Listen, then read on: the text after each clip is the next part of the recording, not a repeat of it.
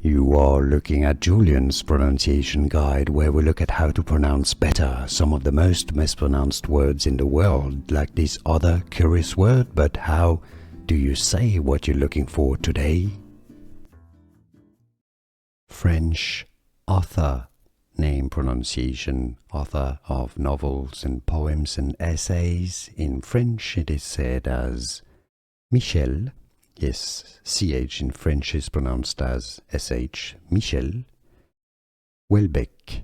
Houellebecq. So the H at the beginning is silent too in French. H's are always silent in French. Michel Houellebecq. For more names from French and more pronunciations, stay tuned, but remember this one, Michel Houellebecq. Here are more videos on how to pronounce more confusing words and names too many mispronounced. Like this video if you found it useful. I appreciate your support. I'll see you soon and thanks for watching.